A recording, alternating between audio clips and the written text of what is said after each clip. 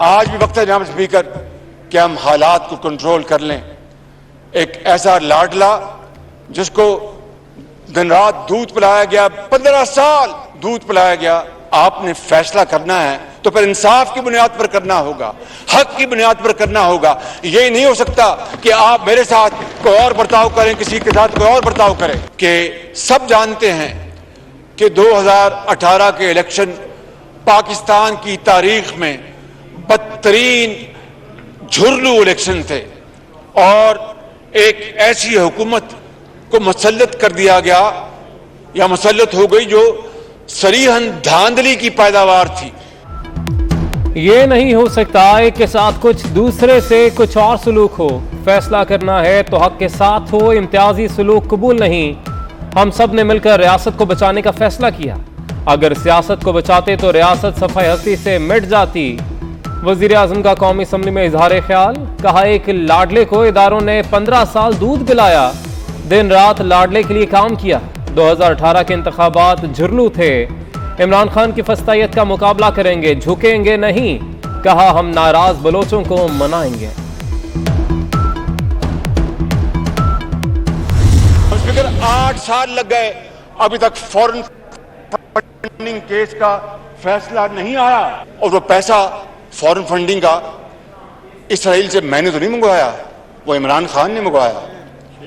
हिंदुस्तान से पैसा मैंने तो नहीं मंगवाया, वो इमरान खान ने मंगवाया। जनाब स्पीकर 8 साल से वो किसी ने नोटिस लिया, किसी ने सुओ मोटो लिया। मैं अगर यहां पर अगर वो राज खोल दूं तो ये ऐवान जो है वो वर्ता हैरत में मुब्तला हो जाएगा। बला खौफ तरदीद कही जा सकती है कि अरबों रुपए के गबन हुए, उसमें स्टे ऑर्डर लिए जाते थे। वफाक और केपी हुकूमत मिलकर किसी ने कोई नोटिस नहीं लिया। हेलीकॉप्टर केस बंद होता है, किसी ने कोई नोटिस नहीं लिया। मालम जब्बा, उसको जफा डाल लिया नायब ने। बला खौफ तरदीद कह सकता हूं कि बेटियां गिरफ्तार की गई, बहनें गिरफ्तार की गई, फुफियां गिरफ्तार की गई, किसी ने कोई नोटिस नहीं लिया।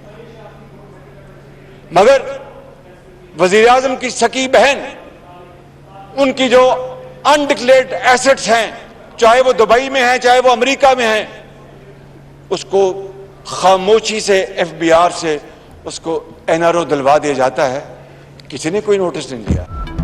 वजीर आजम ने इदारों से सवालात पूछ लिए। कहा फॉरेन फंडिंग केस का फैसला 8 साल से क्यों नहीं हो रहा। भारत और इसराइल से फंडिंग इमरान खान ने ली, मैंने नहीं। फॉरेन एजेंट हम नहीं, ये हैं। राज खोल दूं तो सब विरता हैरत में पड़ जाएंगे। क्या फॉरेन फंडिंग का किसी ने खुद नोटिस लिया। हेलीकॉप्टर मालम जब्बा केस बंद हुए, किसी ने नोटिस नहीं लिया। मोने सिलाही का केस बंद हुआ, किसी ने नोटिस नहीं लिया। बेटियां और बहनें गिरफ्तार की गईं, किसी ने नोटिस नहीं लिया। इमरान खान की बहन को खामोशी से एनआरओ दिया गया, किसी ने नोटिस नहीं लिया। 2014 में किसने कहा था पार्लियामेंट पर हमला करो।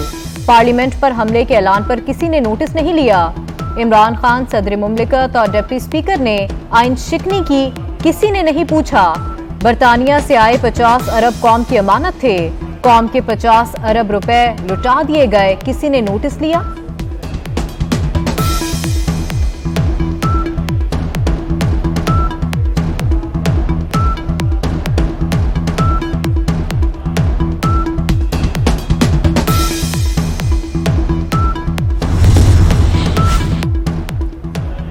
किसी इदारे को दबाव में डालने की कोशिश नहीं कर रहे थे। तमाम सियासी जमातों का एक ही मुतालिबा था, सिर्फ ये गुजारिश की थी फुल कोर्ट बैठकर फैसला सुना दे। बिलावल भुट्टो का ऐवान में इजहार ख्याल, कहा साबिका हुकूमत ने आइन तोड़ा, तभी यही मुतालिबा था। 18वीं तरमीम के बाद सदर पाकिस्तान से भी आमिराना इकदामात की ताकत वापस ली। अफसोस से कहना पड़ रहा है नया 58(2)B अदालत के पास चला गया।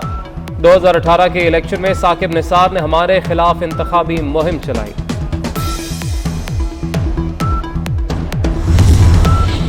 वफाकी काबीना का जुडिशल रिफॉर्म्स करने का फैसला। काबीना का कहना है कि बेंच बनाने का इख्तियार सिर्फ चीफ जस्टिस का नहीं, सुप्रीम कोर्ट का है। आइन के मुताबिक चीफ जस्टिस और जजेस मिलकर बेंच बना सकते हैं। जस्टिस काजी फायज ईसा रेफरेंस वापस लेने की मंजूरी। वजीर आजम रेफरेंस वापस लेने के लिए सदर को खत लिखेंगे। राना सनाउल्लाह कहते हैं फाइज ईसा ईमानदार जज हैं, उनकी फैमिली के साथ शहजाद अकबर जैसे गुंडों और इमरान खान ने ज्यादती की। काबीना ने DGFIA को तब्दील कर दिया। मोहसिन भट्ट नए DGFIA तैनात होंगे। मोहम्मद ताहिर राय को नेक्टा में नेशनल कोऑर्डिनेटर बराए इंसदादे दहशतगर्दी लगाने की भी मंजूरी। गवर्नर स्टेट बैंक की तैनाती का एजेंडा मौखर।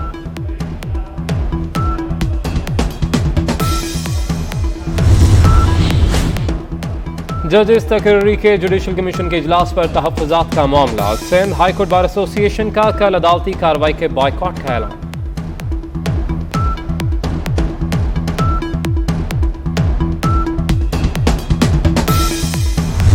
मेरा अगर दाखिला बंद किया गया तो ये काफ़ी जवाज़ होगा गवर्नर राज के नफाज के लिए। ऐसा वो बिल्कुल ना समझे कि उन्हें कोई जो है वो अपना जो है वो खाली सड़कें मिलेंगी और उन्हें वहाँ पे जो है वो इस्लामाबाद तक आने के लिए जो है उन्हें फैसिलिटेट किया जाएगा। हम खुद रोकेंगे अगर वो इस किस्म की जो है वो चढ़ाई करने और इस्लामाबाद पे हमलावर होने की कोशिश करेंगे। हर कीमत पे वापस आएंगे और अगला इलेक्शन कैंपेन जो है वो इंशाअल्लाह ताला मियां नवाज शरीफ जो है ऑन बिहाफ ऑफ PMLN जो है वो लीड करेंगे। वजीर दाखिला राना सनाउल्लाह की पंजाब में गवर्नर राज की वार्निंग। कहते हैं गवर्नर राज की समरी पर काम शुरू कर दिया। मेरा पंजाब में दाखिला बंद किया तो ये गवर्नर राज का आगाज होगा। पंजाब या KP से कोई भी इस्लामाबाद पर हमला आवर हुआ तो रोकेंगे।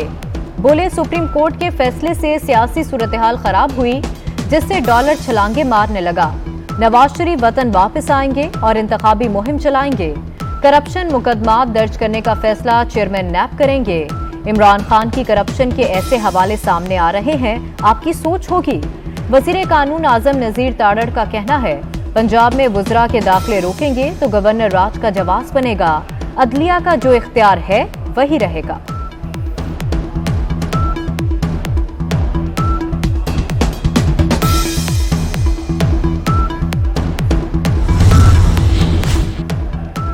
मुस्लिम लीग नून के रहनुमा अता तारड़ कहते हैं कि दो जमातों ने आईनी बहरान संगीन किया। वजीर आला के इंतखाब के लिए बुलाया गया इजलास 3 बार मुलतवी किया गया।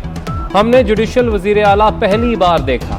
इमरान खान का खत तराजू में वजनी और चौधरी शुजात का खत हल्का है। गलती की तो लाडले के हक में, तस्हीह की तो भी लाडले के हक में। क्या जवाब देंगे इस खुली बल्कि नंगी नाइंसाफी को।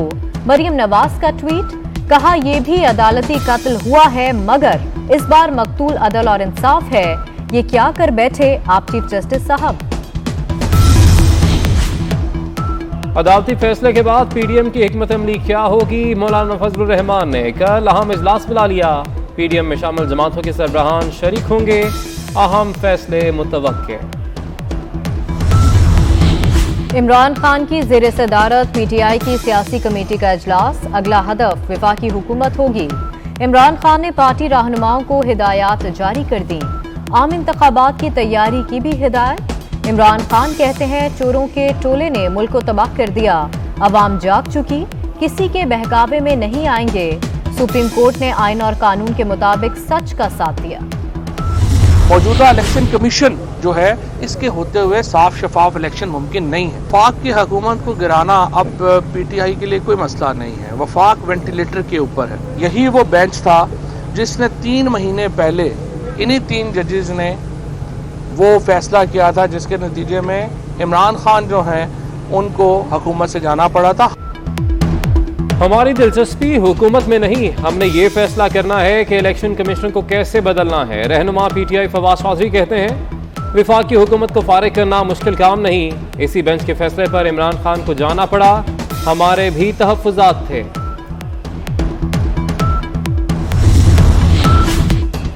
बार कौंसिल का सुप्रीम कोर्ट के दायरा-कार से मुतालिक आईनी शिकों में तरमीम का मुतालबा। सुप्रीम कोर्ट बार एसोसिएशन और पाकिस्तान बार कौंसिल का मुश्तरका एलामिया। कहा चीफ जस्टिस के केस फिक्स करने और बेंचेस बनाने का इख्तियार रेगुलेट किया जाए। बेंच बनाना 5 सीनियर तरीन जजेस की सवाबदीद होनी चाहिए। जूनियर जजों की सुप्रीम कोर्ट तकर्री की बार कौंसिल सख्त मजम्मत करती है।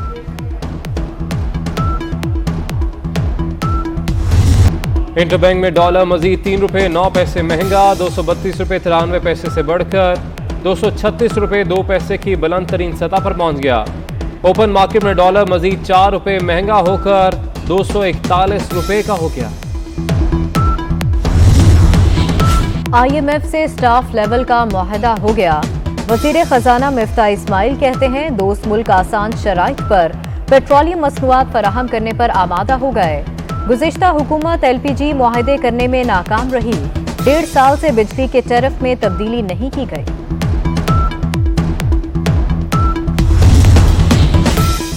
बिगड़ती मईशत के लिए अच्छी खबर, पाकिस्तान को IMF से 1 अरब 20 करोड़ डॉलर हासिल होने की तवक्को। फिच और मूडीज की रेटिंग आउटलुक रिपोर्ट जारी, कहा गया ये कर्जा दूसरे जराए से मजीद फाइनेंसिंग के रास्ते खुल सकता है। सियासी गैर यकीनी सूरत हाल की वजह से इस माह पाकिस्तान की करेंसी और बॉन्ड्स को नुकसान पहुंचा।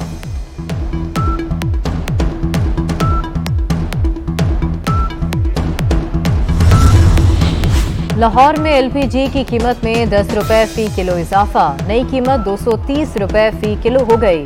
घरेलू सिलेंडर 150 और कमर्शियल सिलेंडर 450 रुपए मजीद महंगा हो गया। हलीम आदिल शेख को एंटी करप्शन जामशोरों ने गिरफ्तार कर लिया। हलीम आदिल शेख एंटी करप्शन जामशोरों में दायर मुकदमे के हवाले से पेश हुए। Issues planning, why does one plan? Obviously one plans for the future. हमारा प्रॉब्लम ये हो गया कराची में, we are still planning for the past. What we've done over the years, we are still planning to make things at least come to the present. Future को तो छोड़े. So I don't know what this word is. Planning तो नहीं हुई है. मंसूबा बंदी ना होने से कराची के मसाइल बढ़े। कराची के मसाइल में हम सब कसूरवार हैं। इख्तियारात की निचली सतह तक मुंतकली का हामी हूँ। वज़ीर आला सिंध मुराद अली शाह का कराची में ताजरों से खिताब, कहा नस्ला टावर सिंध हुकूमत की गलती नहीं थी, हमें कराची के लिए प्लानिंग नहीं करने दी गई।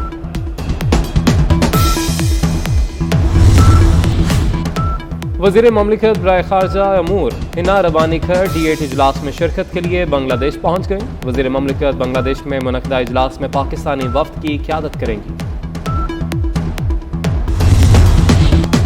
और जुर्रत और बहादुरी की लाजवाल दास्तान, पहला निशान हैदर पाने वाले कैप्टन मोहम्मद सरवर शहीद का 74वां यौम शहादत। कश्मीर के उड़ी सेक्टर पर दुश्मन के मोर्चों पर ज़बरदस्त हमला किया। शहीद मोहम्मद सरवर के आबाई गांव में पुरवकार तकरीब। मेजर जनरल मोहम्मद मुमताज़ हुसैन ने शहीद की कब्र पर फूलों की चादर चढ़ाई।